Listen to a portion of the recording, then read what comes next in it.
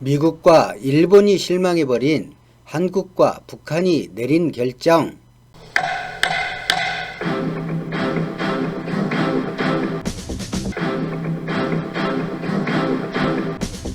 노동당 기관지 노동신문에 따르면 전날 김 위원장의 주재하에 당 중앙군사위원회 예비회의가 열렸습니다.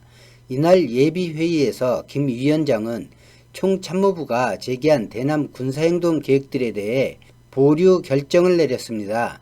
탈북단체가 북으로 풍선을 날린 사진을 보내면 일본으로부터 막대한 자금 지원을 받는 미국 매파 성향의 보수단체로부터 풍선 1개당 150만원에서 250만원까지 받는다고 일각에 알려졌는데, 이 전단 살포를 명분으로 북한은 김여정을 내세워 강경한 대남 적대 정책을 발표하고 남북 공동연락사무소를 폭파했습니다.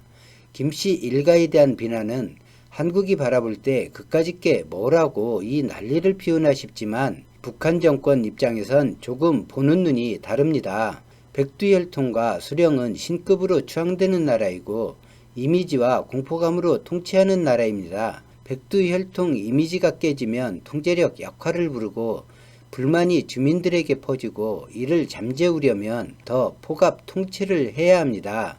박정희 전두환이 그랬던 것처럼 말이죠. 민중의 힘을 기대한다는 것 자체를 현재로선 기대할 수 없는 곳이 북한입니다. 탈북단체의 전단살포는 오히려 본보기로 지목된 주민들 목숨만 위협하는 결과를 가져올 것입니다. 그런 명분으로 지난 4일부터 시작된 대남 강경 공세 국면에서 김 위원장은 나름대로 작전을 짠 듯합니다. 김여정 당 중앙위원회 제1부부장에게 대남 총괄 역할을 맡긴 채 자신은 공식 석상에서 모습을 다시 감추고 대남 사업에서 일절 발언하지 않았는데, 지난 7일 열린 정치국 회의를 주재하면서도 대남 관련 메시지를 일절 꺼내지 않았고 대남 총괄인 김여정 제1부부장의 권위와 힘을 실어주는 데 집중했습니다. 이러한 신임에 힘입어 김여정은 지난 4일 대북 전단살포를 비난하는 내용의 담화를 내놓은 뒤 13일, 17일에도 비난 담화를 냈습니다.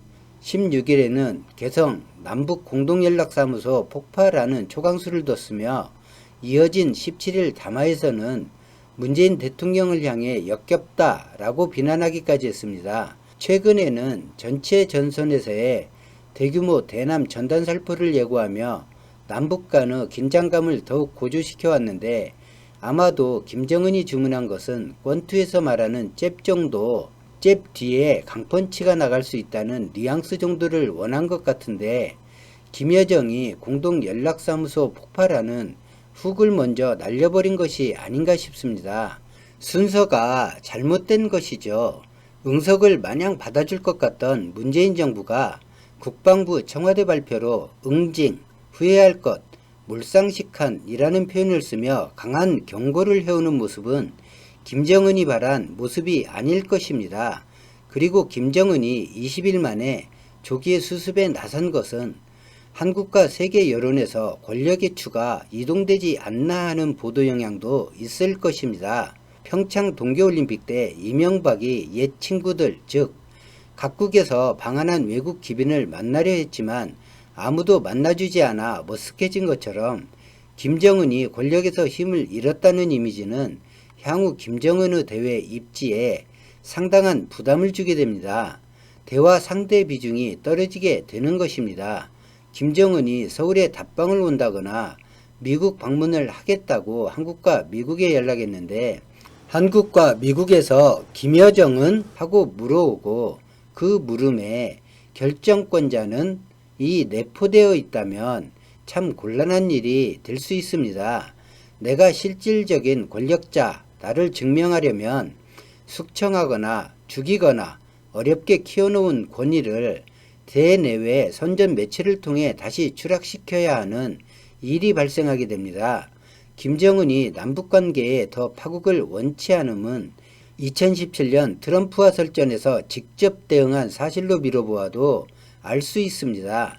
한국과 미국의 관계, 한국, 미국, 중국으로 엮어진 외교 관계의 복잡성 또한 모른다면 바보일 것입니다. 북한 김정은은 문재인 정부가 던지는 메시지를 자존심으로 대응해선 안 됩니다. 개별 관광 이야기가 나오면, 개성공단 이야기가 나오면, 종전선언 이야기가 나오면 바로바로 긍정적인 자세를 보여야 합니다.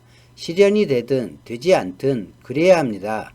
개방과 평화의 적극적인 모습은 북한을 위험국가, 불량국가 이미지에서 탈출시키는 가장 큰 힘입니다. 그리고 실제 이루어지면 북한 주민과 경제에 남한은 도움을 줄 수 있습니다.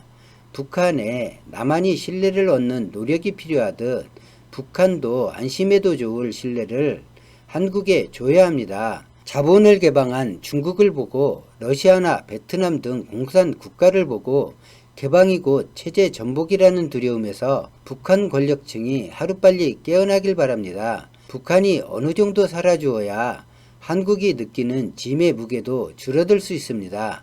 남북관계가 악화하고 대치 긴장이 높아질수록 외세는 거기서 자신이 어떤 이익을 얻을 수 있고 그것을 이용해 무엇을 요구할지를 고민합니다.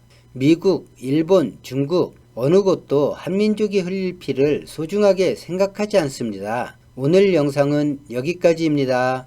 고맙습니다.